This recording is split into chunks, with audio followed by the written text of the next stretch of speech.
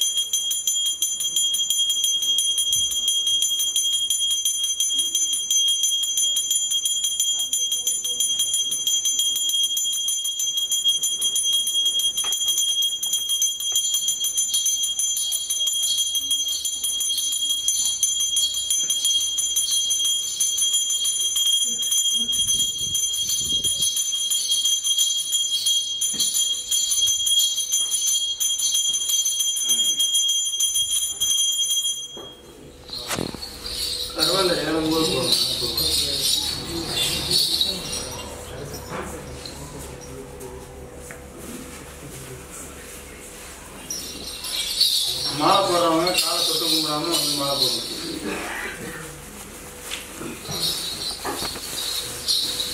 தயவுசெய்து என் வயசுக்கு கீழே உள்ளவங்க இருந்தால் காலை விழுந்தா பரவாயில்ல. எனக்கு அம்மா அப்பா வயசு அண்ணன் தம்பி காலை விழுந்தா முடியாது. காலை விழுந்தா சாமி கிட்ட விழுந்து கும்பிடுங்க. மாலை மட்டும் போடுங்க. நீங்க வந்து என்கிட்ட வர கேட்க நீங்க எல்லாரும் சாமி கிட்ட கேட்க வந்துருக்கீங்க. நல்ல சாமிகிட்ட விழுந்து கும்பிடுங்க. எப்போதுமே எந்த கோயிலுக்கு போனாலுமே ஃபர்ஸ்ட் கோயில்ல அடுத்தவங்களை வந்து வணங்கவே கூடாது. ஏன்னா அந்த இடத்துல சாமியோட மனுஷன் பெருசா போயிடும். சாமி தானே பெருசு. கோயில் விட்டு வெளியே வந்து விழுந்து கும்பிடாலும் பரவாயில்ல.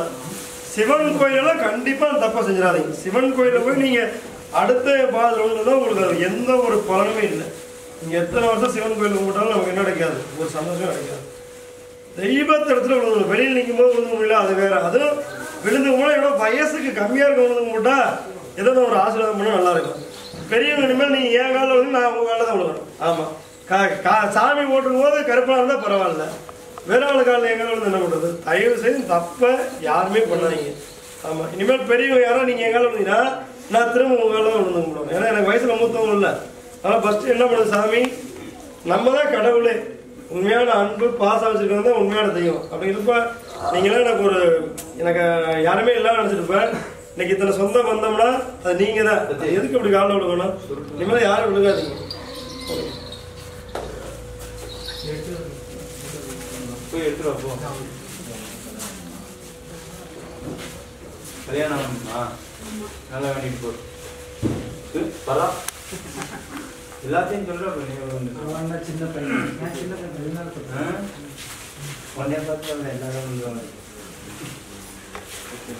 3 வீடு கோயில் இருக்கீங்க, கல்யாணம் பண்ணிக்கிறீங்க 3 பேர்.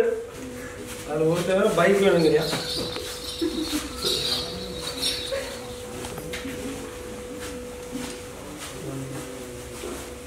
நான் நினைக்கிறேன்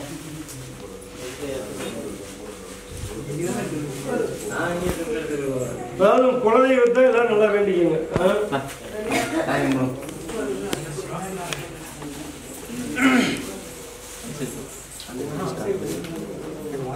அந்த 18 படிக்கும் காவலாக இருக்கக்கூடிய கருப்பண்ணசாமி